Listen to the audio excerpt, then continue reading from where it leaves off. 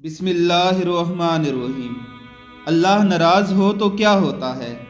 محسوس اور نامحسوس ہونے والی سزائیں۔ میں آج آپ کو بتاؤں گا کہ خدا ناراض ہو تو کیا ہوتا ہے۔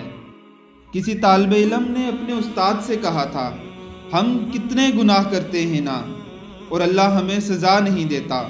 استاد محترم نے جواب دیا تھا، یہ بھی سزا ہے کہ اللہ ہمیں سزائیں دیتا ہے اور ہمیں محسوس نہیں ہوتا۔ تمہارے دل کی سختی اور آنسو کا خشک ہو جانا کیا اس بات کی گواہی نہیں کہ اللہ تم سے ناراض ہے؟ نیک صالح اعمال کی طرف قدم بڑھانے میں کاہلی کیا اس بات کی گواہی نہیں کہ اللہ تعالیٰ تم سے ناراض ہے؟ تمہیں قرآن کریم کی تلاوت چھوڑے جو ہفتے اور مہینے بیت جاتے ہیں، کیا اس بات کی گواہی نہیں کہ اللہ تعالیٰ تم سے ناراض ہیں؟ کتنی بار یہ آیت تمہاری نظروں سے گزرنے کے بعد بھی تم انجان بنے رہے ہو؟ اگر یہ قرآن ہم کسی پہاڑ پر نازل فرماتے تو وہ اللہ کے خوف سے ریزہ ریزہ ہو جاتا۔ لو انزلنا ھذا القرآن علی جبل لرأیتہ خاشعا متصدعا من خشیۃ اللہ۔ کتنی طویل راتیں تمہاری زندگی میں گزرتی رہتی ہیں، لیکن قیام اللیل کے نوافل سے تم محروم رہتے ہو۔ کیا اس بات کی گواہی نہیں کہ اللہ تم سے ناراض ہیں؟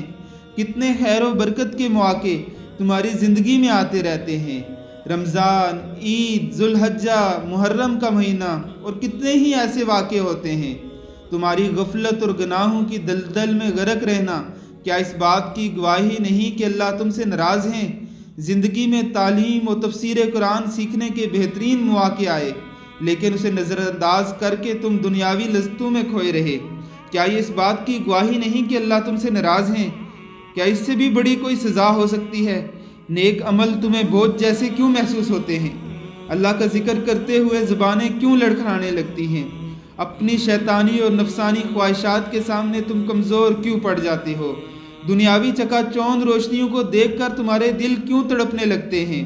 کیا تم دنیا، پیسے اور عزت و شہرت کے غرور میں مبتلا نہیں ہوئے؟ بھلا اس سے بڑھ کر کیا سزا ہو سکتی ہے؟ اللہ نے تمہیں اپنی غلطیاں بھلا کر دوسروں کی عیب جوئی، جھوٹی اور بہتان تراشیوں میں مصروف کر دیا ہے۔ آخرت بلا کر تمہاری سب سے بڑی تمنا دنیا اور اسے حاصل کرنا بنا دیا۔ کیا یہ بھی سزا کی ایک شکل نہیں ہے؟ تم نے کبھی اس آیت پر دھیان دیا؟ اللہ تعالیٰ نے ان کے جانے کو پسند نہیں کیا، اس لیے کہ انہیں توفیق بھی نہیں عطا فرمائی۔ یوں کہہ دیا گیا کہ 5 لوگوں کے ساتھ تم بھی یہیں بیٹھے رہو۔ اللہ سے ڈرو۔ اللہ کی طرف سے سب سے چھوٹی سزا مال، اولاد اور صحت ہوتی ہے، لیکن سب سے بڑی سزا غیر محسوس ہوتی ہے۔ اسے صرف مومن ہی اپنے دل کے حال تبدیل ہونے پر پہچانتا ہے۔ اللہ سے مغفرت اور عافیت طلب کرو۔ یا اللہ، ہم تیرے عدل کے لائق نہیں، ہم تجھ سے تیرا فضل مانگتے ہیں۔ اپنے فضل کے صدقے ہمیں بھی ان لوگوں میں شامل کر جن پر تیرا انعام ہوا۔ آمین۔